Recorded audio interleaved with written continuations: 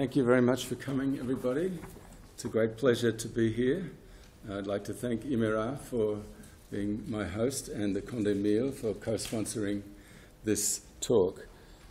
Today I want to cover the genocides in Cambodia, and I want to cover these topics. I want to look at the leadership of the regime that committed the genocide and the ideology of the genocide, and then I want to look at the victims that suffered under the genocide, and then I want to get at the end to look at the mechanisms of the genocide. How did the regime actually commit the genocide? How did they manage to conduct the genocide? So here is a map of Southeast Asia where Cambodia fits in between Thailand and Vietnam. Here is a map of Cambodia in its environmental context. You can see it's mostly water in the wet season, and the Mekong River flows down from Laos, bringing a lot of water, and it flows out through Cambodia to the Mekong Delta in Vietnam. There are mountains in the west and smaller mountains in the northeast, but Cambodia is very low-lying territory. Cambodia's Khmer Rouge movement, led by Pol Pot, began an insurgency in 1967. But this insurgency escalated in 1970 when the Vietnam War spilled across the border from Vietnam into Cambodia, bringing 3 years of international conflict to what was previously a neutral kingdom. In the maelstrom of that war, the Khmer Rouge forces grew from a few thousand guerrillas in 1969 to more than 200,000 troops and militia in 1973. They completed their conquest of Cambodia with the capture of the capital Phnom Penh on the 17th of April 1975. That is 44 years ago today, the 17th of April. Upon taking national power with the capture of Phnom Penh, the Khmer Rouge forcibly emptied the country's cities.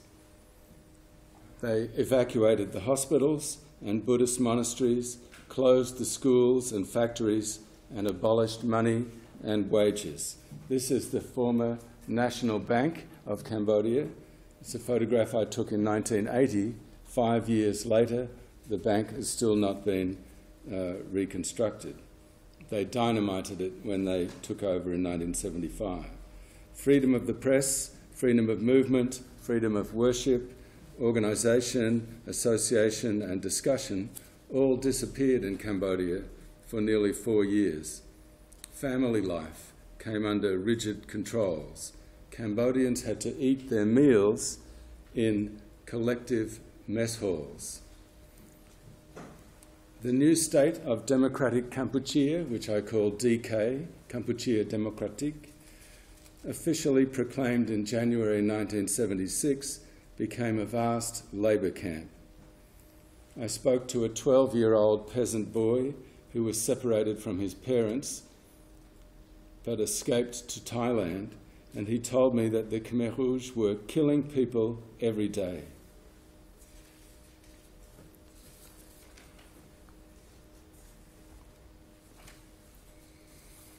But most of the killings occurred in secrecy, like the administration of the entire country of Democratic Kampuchea. This is a map of where the massacres took place in that period,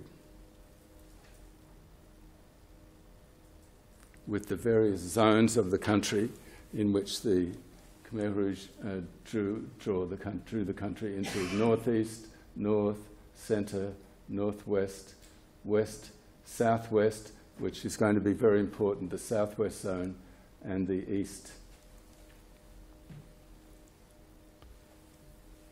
Who are you, Comrade Pol Pot? That was a question that the first journalists admitted into Cambodia under DK had to ask the leader because they didn't know who he was. He never admitted that his real name was Salotsaw. As a Cambodian activist student in Paris and a member of the French Communist Party, in 1952, Selotzor had chosen a different nom de plume, Khmer Dam, or the original Khmer. Fellow Cambodian leftists in Paris at that time preferred less racial names, more modern names like Free Khmer, Khmer Serey, or Khmer Worker, Khmer Ngir. But Selotzor's distinct choice of Khmer Dam, the original Khmer, prefigured his particular prejudice against other ethnic groups who were not Khmer or Cambodian. His French scholarship ended after he failed his radioelectricity course and he returned to Cambodia in 1953. Then during the 1960s, Selotzor and the other younger, mostly French-educated Cambodian communists took over the leadership of what had been a more orthodox, relatively pro-Vietnamese Communist Party that was called the Workers' Party of Kampuchea. Under its previous name, the Khmer People's Revolutionary Party, this party had led the country's independence struggle against the French colonialism, while these younger students, like Selotzor, had been back in Paris. Now I have a leaflet that I want everyone to read, or just to show everyone.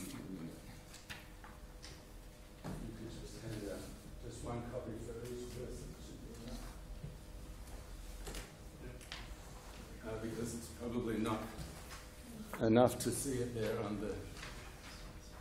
on the screen. But this is the Standing Committee of the Communist Party, Standing Committee of the Central Committee of the Communist Party of Kampuchea during the Pol Pot regime. These are the top 7 people on the Standing Committee. And they're there on the list that I've given you.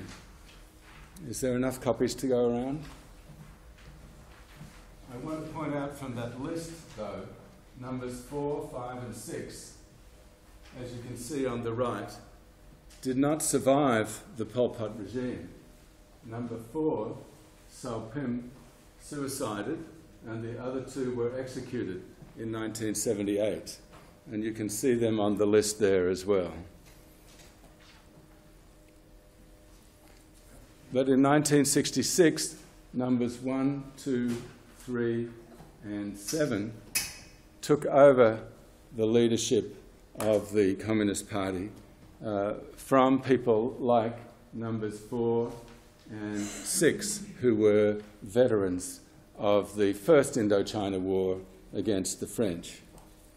And this new younger leadership, led by Selotzor or Pol Pot, changed the party's name to the Communist Party of Kampuchea and set out on their path to power, staging an uprising in 1967 against Prince Norodom Sihanouk's neutralist government.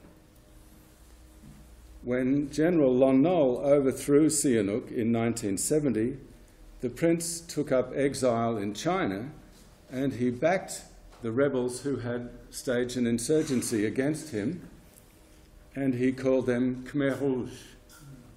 And so he was now in exile in China, backing the rebels who had rebelled against him. And they took national power in 1975 after defeating Lon Nol's US-backed Khmer Republic.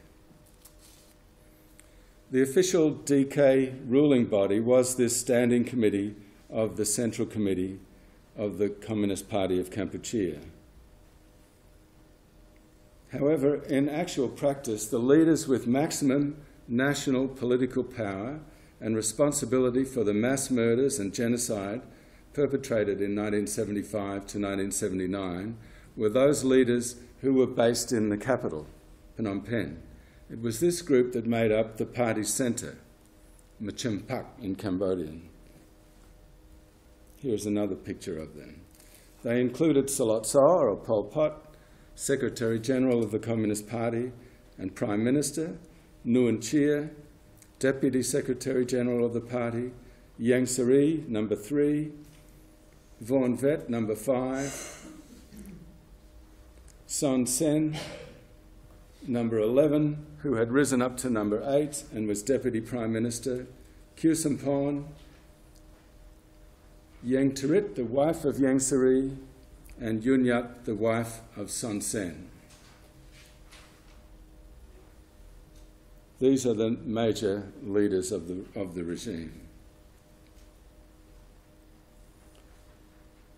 It is important to state here that there were 2 other very high-ranking members of the Communist Party of Cambodia Standing Committee who held regional posts, not at the national level but in the countryside, as zone chiefs. And those positions they held, and I'm talking about number 4 and number 6, kept them out of the capital. Even though they were number 4 and number 6 in the Standing Committee, they were running zones, the Eastern Zone and the Northwest Zone. And this meant that they weren't there in Phnom Penh for the meetings of the Standing Committee. And so they didn't play major roles. They missed many, many meetings that were held in Phnom Penh. And these 2 were running the most important zones, of the most economically important zones. Sao Pim, for instance, number 4, he was missed a year of meetings between September 1975 and September 1976. We have the records of those meetings and who attended. He was number 4 on the list notionally, but he wasn't there for the meetings. And all of these decisions that were made in the first year of the DK regime did not include him. The same with Mul Sambat, number 6. Ruth Nim is his other name. He was in the northwest running the second most important region of the country and wasn't there in the capital when all these weekly meetings of the Standing Committee were held. So what happened was that effectively the country was run by what was called the party centre, which was the central part of the regime, the national part of the regime, and not by this list of the Standing Committee, because it excluded 2 very important people who were not at the meetings of the Standing Committee. And these 2 people, number 4 and number 6, were later demoted for and given candidate status. As you'll see on the back of that piece of paper I've given you is a list of the people with candidate status, less than full rights. On the front page is the full rights members, on the back is the candidates, members of the Standing Committee. And number 4 and number 6 were demoted to candidate membership of the Standing Committee. But there were 2 other figures on the page that I've shown you.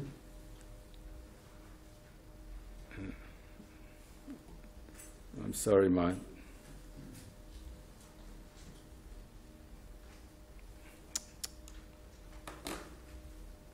here we go.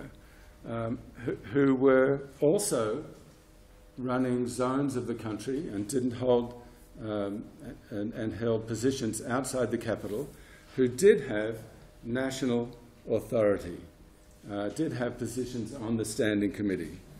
And these were extremely important. And number 7 is one of them. Mok, number 7, was the leader of the Southwest Zone. And he was not only the leader of the Southwest Zone, but he also became chief of the army and had a central position. And he was included in the party centre. Another one was at number 13, Kai Polk, who was the chief of the Northern Zone. And he was also incorporated in the decision-making of the party centre.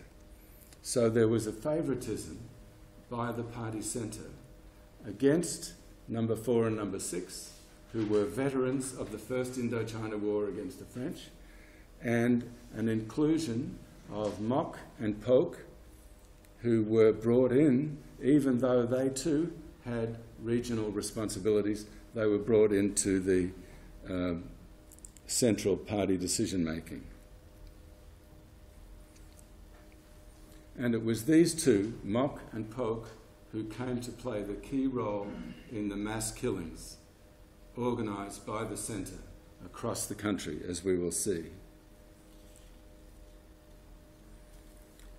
The killings began in the early 1970s, before the victory of 1975, when half of the party who had been trained in North Vietnam came back from North Vietnam to their homes in Cambodia and were secretly taken aside by the Pol Pot regime's party security forces and killed. About 1,000 of them were taken aside and killed. And this was the beginnings of the mass killings within the Communist Party of all of those who had been trained in North Vietnam. And that led to the next stage, which was going to, after having killed half of the party's membership, the next stage was to kill members of the party who had never been trained in Vietnam but had associated themselves with Vietnam in the First Indochina War, in the struggle for independence against the French. And that was those zone leaders who were distrusted in the countryside.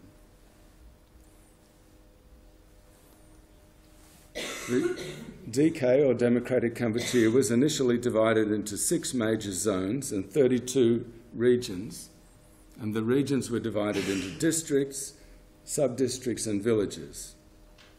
The idea from the bottom up was to abolish village life and create huge cooperatives where everybody ate together, abolish family life, abolish village life, and force all Cambodians to eat together in huge barracks. And that was the plan from the bottom up. At the top down, excuse me,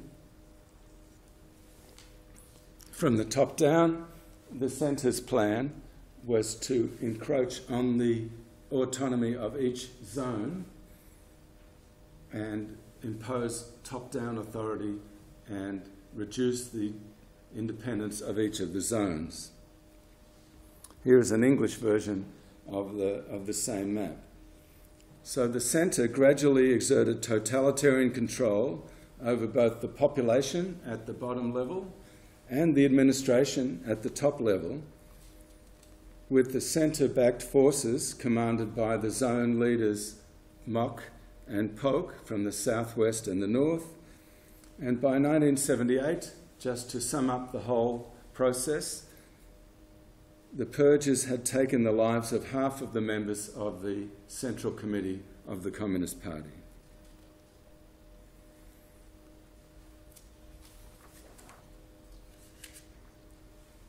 The people arrested were taken to the nerve centre. Oh, here is a picture of Mok himself. The people arrested were taken to the nerve centre of the system, the National Security Prison in Phnom Penh, codenamed S21. Up to 15,000 people were killed here. The chief of the prison reported directly to Son Sen and then to Nguyen Chia after that. And this is what happened to the prisoners. I took this photograph when the graves of the prisoners were first being excavated in 1980. And this shows the mass network of prisons across the country. The prisons are the blue triangles, and the burial sites of the bodies, mass graves that are excavated across the country, are the white circles. And you can see how close the mass graves are to the prisons across the country, that they are connected to one another. The system of prisons produced the mass graves. Finally, in May 1978, the centre's armed forces, led by Son Sen, but also with Polk and Mok with their Northern Zone and Southwest Zone forces, launched a conventional military operation that invaded the eastern zone of the country here. You can see all the mass graves and prisons here as a result of the 1978 invasion of the eastern zone. So Pim, number 4 in the Standing Committee, was the commander of the eastern zone, committed suicide. And that meant the centre had complete control by then.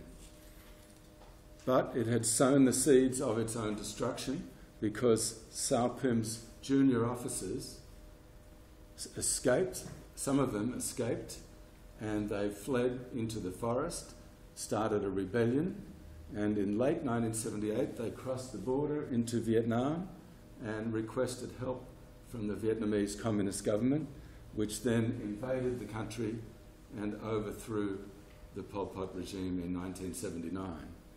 And so even though the Pol Pot regime had completely eclipsed all of its enemies, it had provoked its own downfall by doing that. So now the ideology of genocide. How did this happen? Why did they want to do this? They were inspired by totalitarian Stalinist and Maoist models, but there was an underlying theme in the political worldview of the Pol Pot group, a concern for national and racial revivalism. They had disagreements in Paris with Vietnamese students when they were Cambodian students in Paris about the symbolic grandeur of Angkor Wat, the medieval glory of Cambodia. They thought that Cambodia didn't need to learn anything from its neighbours. Rather, they would recover its pre-Buddhist glory by rebuilding the ancient glory of Angkor and recovering lost territory from Vietnam and from Thailand. French colonialism exaggerated this Cambodian sense of lost glory. This sculpture group, which you may have seen, was erected in the 1920s at the stairway of Marseille's Gare Saint-Charles. It shows a Cambodian apsara, or a celestial dancer, being waited upon by a Vietnamese boy in the foreground and a Lao girl. This image elevates Cambodia to a privileged position, a superior position, above that of Vietnam and Laos. And that hierarchy was quite common in French colonial ideology, which aimed to preserve Cambodia's past and its culture and emphasise its historic role in Southeast Asia as the French excavated and studied the ancient monuments of Angkor. It was a colonial ideology perfectly designed to keep the restless Vietnamese, who were often resisting French rule, keep the Vietnamese in their place in French Indochina. But it was also perfectly suited to encourage Salot So, the young Pol Pot, to dream of recasting himself as the original Khmer Dam. Pol Pot arrived in Marseille in September 1949 by boat from Saigon. He would have climbed this escalier to catch his train to Paris, where he was to begin his unsuccessful studies in radioelectricity.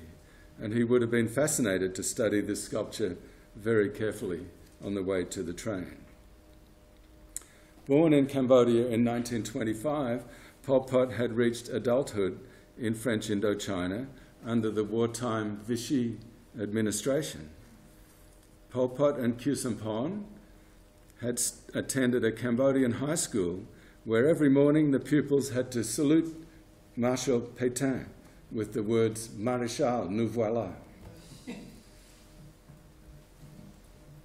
Pétainist agrarian ideology also percolated into Cambodia, It is apparent in Kusumpon's Paris doctoral thesis, which he completed in 1959, about Cambodia's economy, where he emphasized that Cambodia should rely on its domestic agricultural resources and that Cambodia should separate itself from other nations' economies. This too suited Pol Pot's idea of falling back on the original Cambodian. The Democratic Kampuchea regime, DK, treasured the Cambodian race, not the people of Cambodia. National impurities included the foreign educated, except of course those like them who were educated in France, and those they called hereditary enemies, l'ennemi héréditaire, were the Vietnamese. To return Cambodians to their imagined origins, the Pol Pot group saw the need for war and secrecy as the basis. Secrecy was the basis. They had to keep everything quiet, not allow our enemies to know anything. Few of the grassroots, pragmatic, veteran Cambodian communists whom they distrusted could be allowed to know what their plans were. The party centre, with its elite urban background, French education and racial chauvinism, inhabited a different ideological world from the veterans of the communist movement from the First Indochina War. And that set up a violence within the party which then spread to the whole population. The violence that was first used against other party members spread to the whole population. From April 1975 to January 1979, Cambodia's population of 7.9 million declined by at least 1.67 million. And this has been studied by the UN demographic expert from the tribunal in The Hague, and also more recently in the Cambodia Tribunal in Phnom Penh, the extraordinary chambers in the courts of Cambodia, which found that most experts accept a death toll of 1.5 to 2 million out of a population of 8 million. So that's about 21% of the population. Not all of these deaths were caused by mass killings, starvation, or disease, or overwork, but there was a combination of all these causes. Members of the security forces of the DK regime deliberately killed 1/3 to 1/2 of the victims. Direct killings caused possibly 700,000 deaths. But the other deaths are also caused by the regime, which not only imposed a system of large-scale forced population displacement, evacuating all the cities, moving people from one zone to another, but the regime also exported rice while people were starving, and it rejected international aid and denied medical care to the population. Also, not all of this high death toll, more than 1/5 of the population in less than 4 years, can be classified as genocide. Many of the victims belong to political or social groups that are not included in the United Nations genocide definition of 1948. The officer corps of the defeated Lon Nol army, or social groups like capitalists, as people were accused of being capitalist or exploiting classes. Massacres of groups like that are not included under the UN Genocide Convention as victims of genocide. The persecutions and killings of members of these groups may be best classified as cases of extermination, which is a crime against humanity. But the Pol Pot regime did commit a number of genocides as well. In international law, the crime of genocide is defined as acts such as killing members of the group that are committed with the intent to destroy, in whole or in part, a national, ethnical, racial, or religious group as such. National, ethnical, racial, or religious groups are covered by the Genocide Convention. Now, the largest ethnic minority groups in Cambodia were the Vietnamese minority in Cambodia, the Chinese, the Muslim Cham people, the Thai, and the Lao. Now, most other communist states set up supposedly autonomous minority regions for ethnic minorities. But the Pol Pot regime didn't do that. There were no minority autonomous, even supposedly autonomous regions. And not only that, the Pol Pot regime decided that minorities, although they made up 15 to 20% of the population, the Pol Pot regime declared that they made up only 1% of the population, a notional figure, equivalent to them just being written off. And the Cham population, for instance, were never mentioned on the radio or in any public document after September of 1975.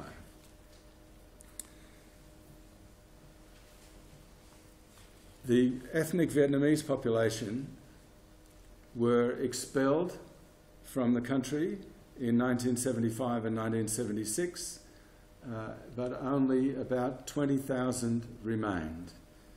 And those 20,000 were totally murdered. I started working on this in the early 1980s, and another scholar in Cambodia and another scholar along the Thai border, we both tried to find a surviving ethnic Vietnamese who had survived the Pol Pot regime. Neither of us, working from Thailand or from Cambodia, could find a single person, not even a name, somebody mentioning a name of an ethnic Vietnamese who had survived the Pol Pot regime to the end. They were totally exterminated. And this has been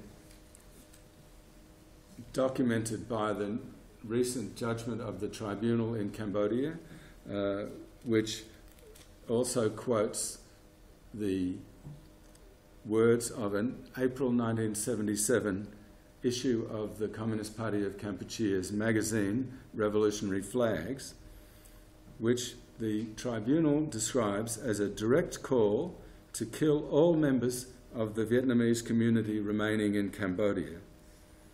The magazine called for the masses to seek out and smash. Kamtik is the Cambodian word for smash, but we all know, everybody knew that to smash someone was to kill them.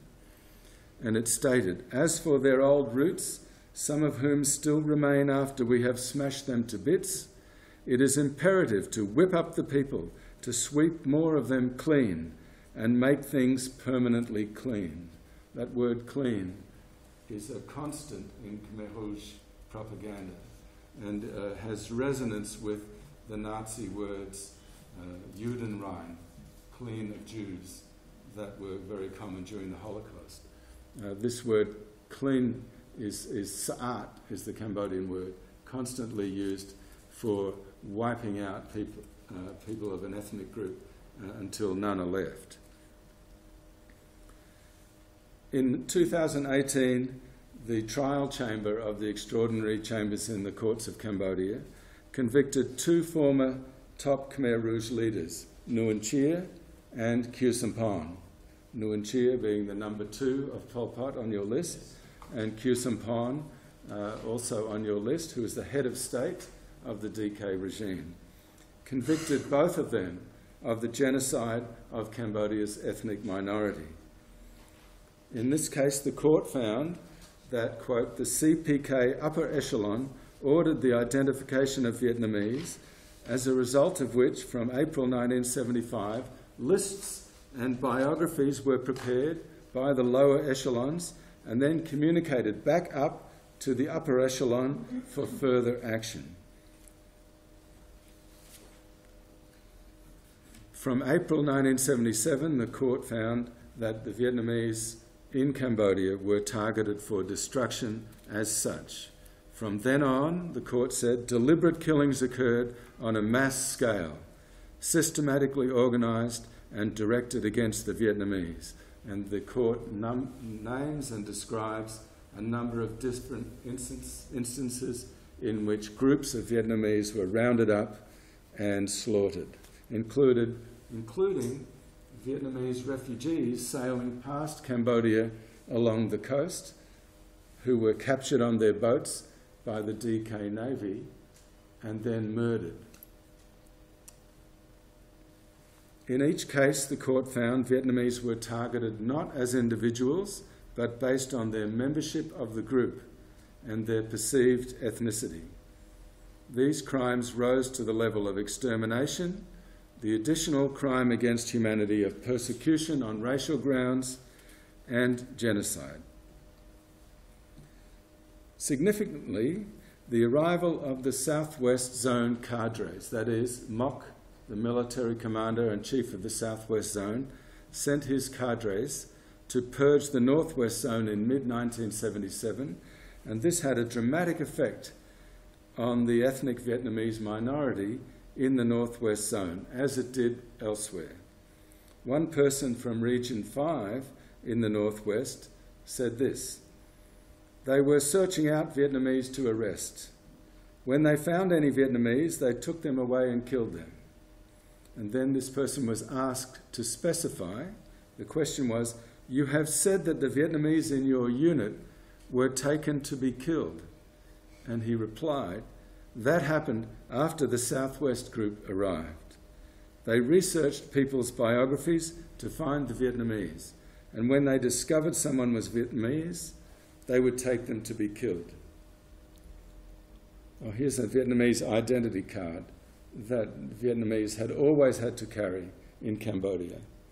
But here is the report from August of 1978, reporting to the party centre from the Western Zone. Onkar is the code for the party, the organisation, about the screening out of Yuan, which is the word for Vietnamese, CIA agents and no good elements. 100 Vietnamese people, small and big, young and old, have been smashed, Comtic, along with 60 others. And then you can see under point 4, measures must be taken on 3 Vietnamese combatants. That's military. But the 100 Vietnamese, small and big, young and old, they're not military. The trial chamber of the tribunal also found that following a screening process aimed at implementing a nationwide policy to exterminate the Vietnamese, further killings of Vietnamese occurred in the Western Zone, which is reported in this document here. The ethnic Chinese under Pol Pot's regime suffered the biggest disaster ever to befall any of the large ethnic communities of Chinese in Southeast Asia. There are large communities in Indonesia, Malaysia, and the Philippines, and so on. But this was the biggest disaster to happen to any of those communities. A population of 425,000 ethnic Chinese in Cambodia, half of them died in the 4 years. They were targeted because they were seen as city people. And they were worked to death, denied medical care, and persecuted because they were from the cities. And yet, their number of deaths, 50%, is higher than for the Cambodian city people. For the Khmer population of city people, the death toll was about 1/3. But the ethnic Chinese suffered at a greater rate. Also, their language was banned. They were not allowed to live in separate communities. They were destroyed as a community, which I would consider to be genocide. But as we'll see, the court did not investigate or proceed with a trial on this case of genocide. the Muslim charms of Cambodia. And they numbered about 250,000 in 1975. Just like Cambodian village life, the Khmer majority village life, the charms had distinct Islamic religion. They had their own language and culture. They had large villages and autonomous networks. And so just like Cambodian village life, the charms were considered a threat to the CPK, the Communist Party of Kampuchea, because the Communist Party of Kampuchea planned an atomized, closely supervised society. An early 1974 document from the Pol Pot group records a decision to break up the Cham people. Do not allow too many of them to concentrate in one area. Cham women were forced to cut their hair short in the Khmer style, which was not their tradition. Later, the Cham sarong, the dress, was banned, and peasants were all forced to wear the same black pyjamas, and then ultimately restrictions were placed on religious activity. In 1975, when the regime took power, in one place the local authorities of the Khmer Rouge regime attempted, in an island on the Mekong River, to collect all the copies of the Quran.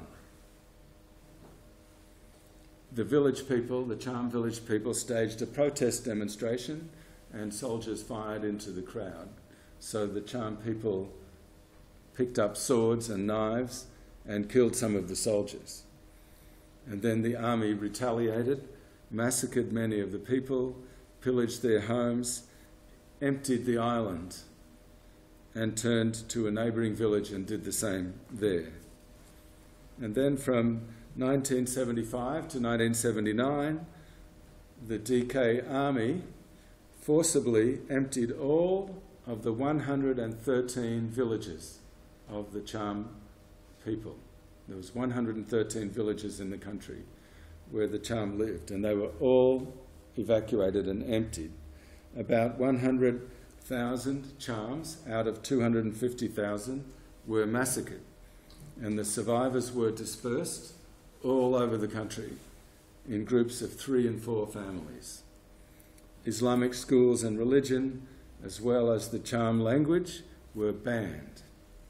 Thousands of Muslims were physically forced to eat pork so that they would agree that they were no longer Muslim or Cham, and many were killed when they refused to eat pork.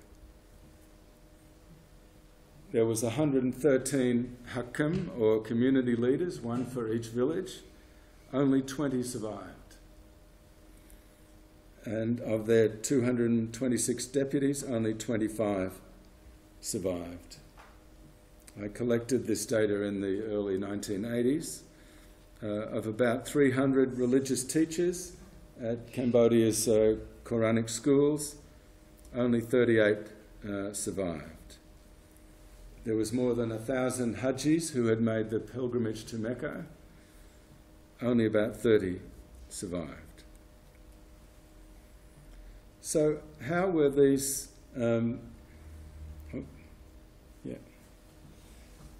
How were these genocidal policies actually implemented?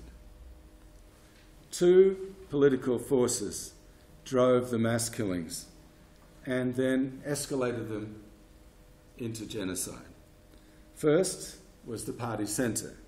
Pol Pot, Nguyen Chia, Ieng Sary, Son Sen, those 4 in particular, from their national positions of power in Phnom Penh, they used the machinery of the CPK's Standing Committee of the Central Committee to push their decision-making authority forward and pursue ever more violent policies.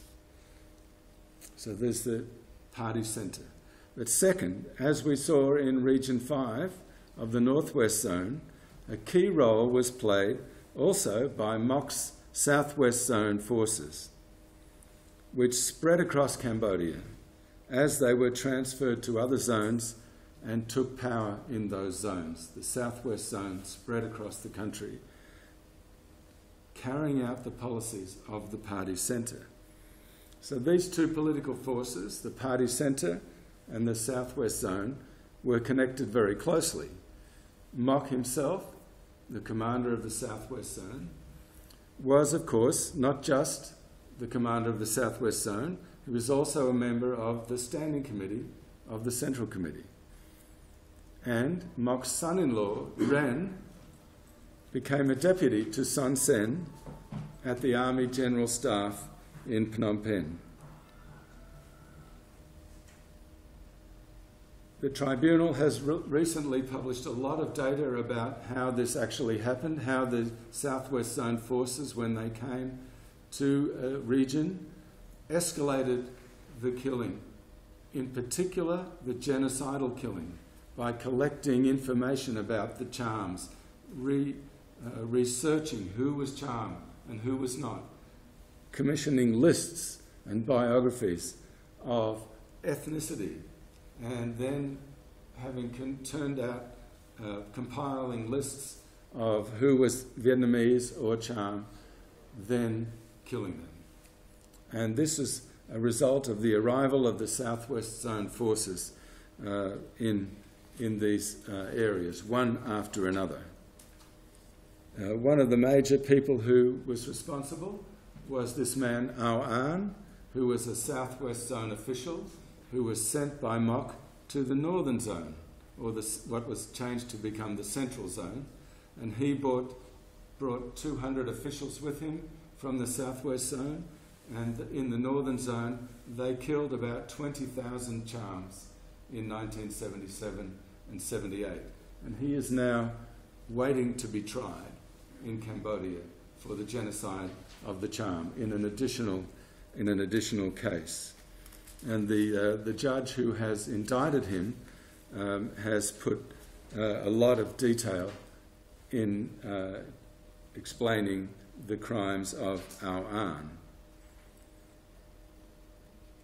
But his crimes also are mentioned in the verdict of the previous case, which has just been released, and explains in a judgment in agreement with the indictment of Ao An, that Ao An, as well as Mok and Polk and the other commanders of the regime, just how the genocide of the Chams was carried out in the Central Zone.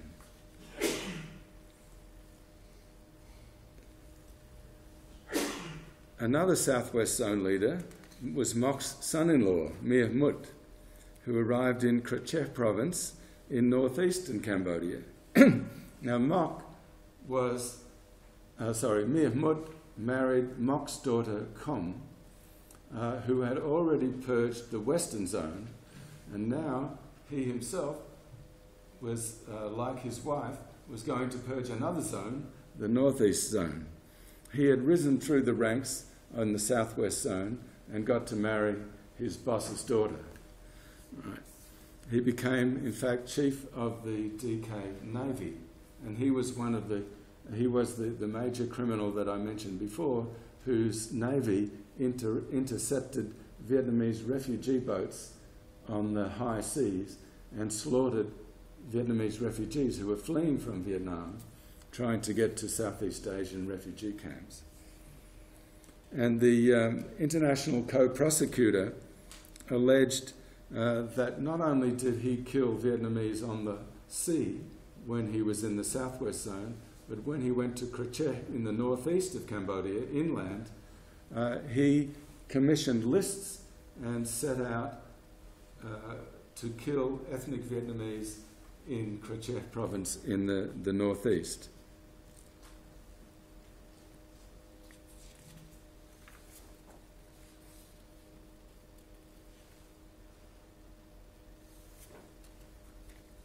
The genocides of the Vietnamese and the Cham are merely the best documented and the best legally adjudicated of the fates of Cambodia's ethnic minorities under the DK regime.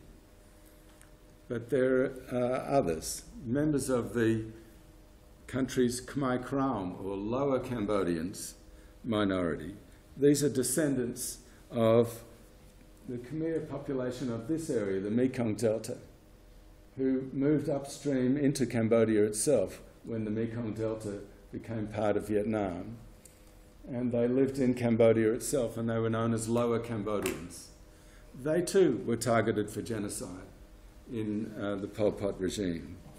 And in 2009, lawyers representing them submitted to the court a 50-page brief to the co-investigating judges requesting further investigations, including a large section of details about massacres of Khmer Krom, not just as Vietnamese, but as Cambodians from Vietnam, a separate ethnic group. Unfortunately, the tribunal didn't take up that case, but there are mentions of what happened to the Khmer Krom, and it's very clear that they too were subjected to genocide. Another case is the ethnic Thai. 20,000 ethnic Thai lived in Cambodia, 8,000 survived. Of the 1,800 families of the ethnic Lao minority, only 800 survived. There was a small minority of Shan from Burma, about 2,000 members of what were the Cambodians called the Kolar minority, Shans from Burma. No trace could be found at the end of the Pol Pot period.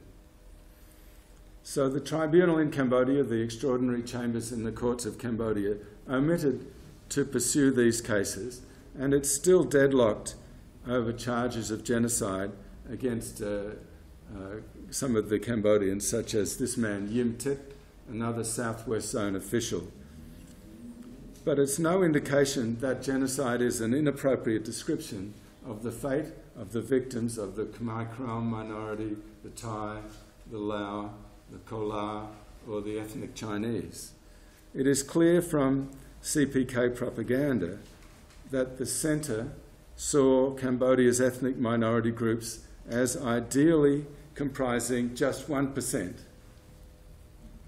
That was the target, instead of the 15% of the population that they had long constituted.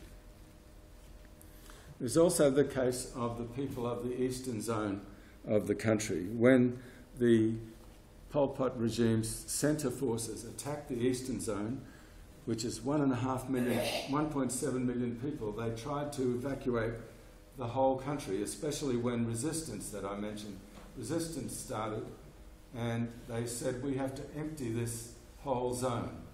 And so they marked everybody with a blue scarf, and they marched them all out of the country and started to kill them either on the spot or in other zones. It was like the Hitler's yellow star for Jews, but it was a blue scarf, a Khmer scarf. My estimation is that at least 100,000 and probably 250,000 Khmers from the majority group were killed because they were from the eastern zone. And the slogan was Kabal Yuan Kluan Khmer, which means a Vietnamese head on a Khmer body. So they were thought of as racial traitors because they came from the east. And in fact, that was the reason why most Cambodians were killed in the Pol Pot regime, was Kabal Yuan Kluan Khmer, Vietnamese head on a Khmer body. And so you can see how racism turned in on the majority population, even though the regime itself was Khmer nationalist.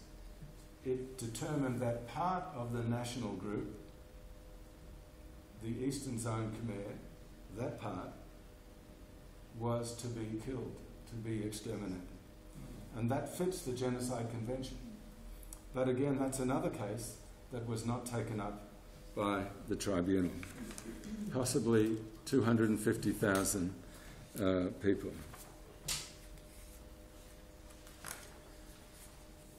But it is clear that not all the crimes and deaths that occurred during the DK period constitute genocide.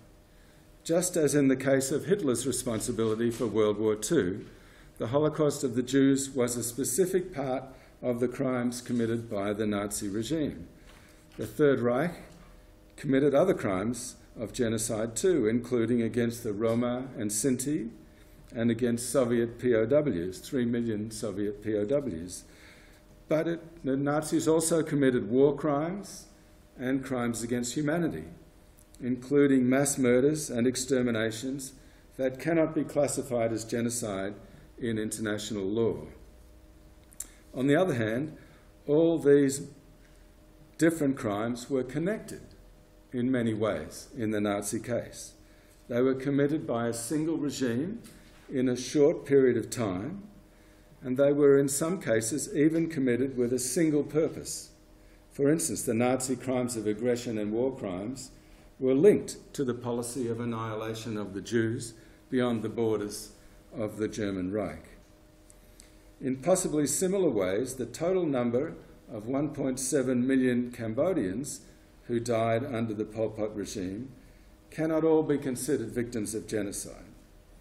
In international law, that crime applies only to the ethnic, national, racial or religious groups of victims singled out for destruction as such: the ethnic Vietnamese, Muslim Cham, Chinese, Khmer Krom, Thai, Lao, part of the Cambodian national group, that is the Eastern Zone Khmers, the victims of mass murder who fell into political categories, as I mentioned, or the thousands of civilian victims who just stood up and said no and were murdered one by one. They were not victims of genocide. However, they were victims of the same regime in the same short period as the victims of the genocide. And as I have shown, they were usually also victims of the same faction of the Khmer Rouge regime, the Southwest Zone Administration, in alliance with the CPK Centre, the party centre. That key alliance is clear from this sequence of maps of the zonal divisions of Cambodia. First, here are the 6 original regions of the Eastern Zone, here. Region 20, 21, 22, 23, 24 and 25. That was the original Eastern Zone. And then the 8 regions of the Southwest, these cross-hatched here. That's the Southwest Zone originally. All right, all of that. Then, in 1971, the centre created the Special Zone around Phnom Penh. All right. It took region 25 from the east, and it took 33 and 15 from the southwest to create the Special Zone, led by Vaughan Vett, number 5 on the Standing Committee. Okay, so it created a special zone around the capital of Phnom Penh to fight the war against Lon Nol. And then they won the war in 1975, and they abolished the special zone. But what did they do? They didn't give Region 25 back to the east. They gave it to the southwest. And the southwest also got back Region 33. But they divided the southwest and the west. And this is important between the two. This was all the southwest, but they divided it in half. But the most important region, the most powerful economic region, went to Mok. This was the new southwest. The most productive part, 2.5 times the population lived here compared to here. The west, which was left to Chuchet, he was a veteran like Sao Pim of the first Indochina War. He got this very poor soil. They described it as our poorest zone, having poor soil and little water. So that was the western zone. Mok got the very populous and productive southwest with the only salt pans, the only salt that was produced in Cambodia was here.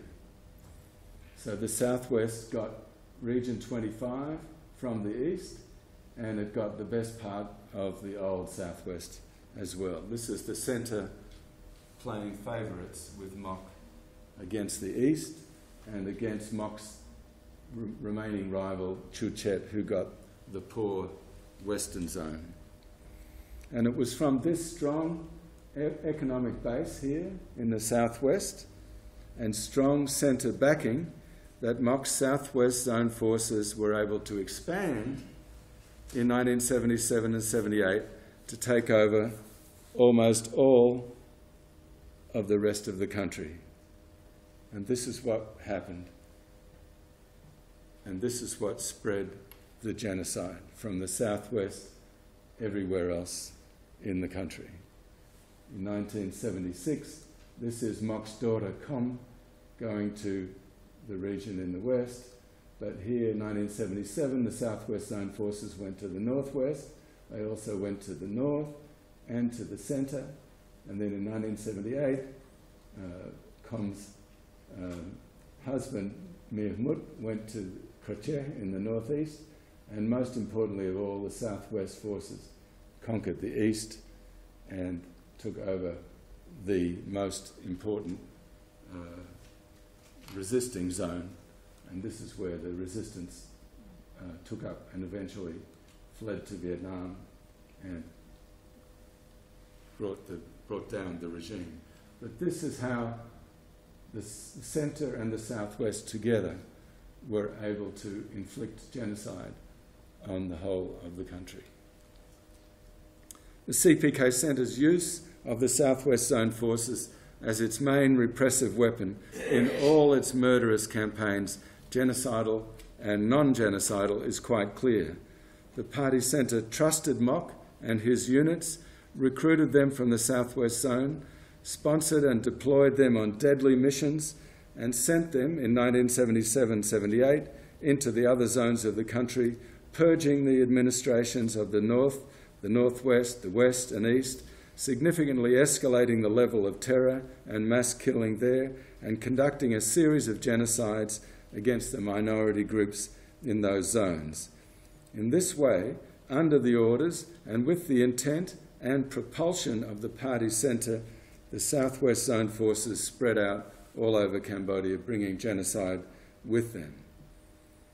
It is in this political and military sense that the 1.7 million deaths of the DK period, though not all in themselves genocidal, still constitute a coherent whole.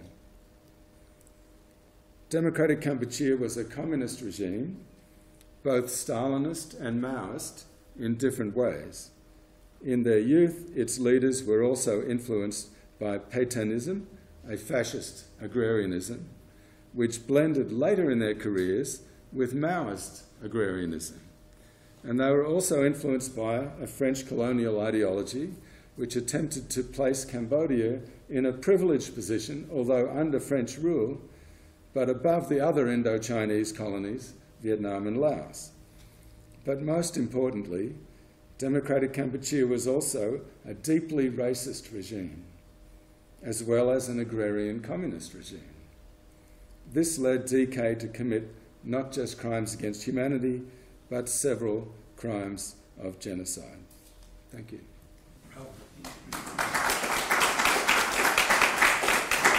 Oh.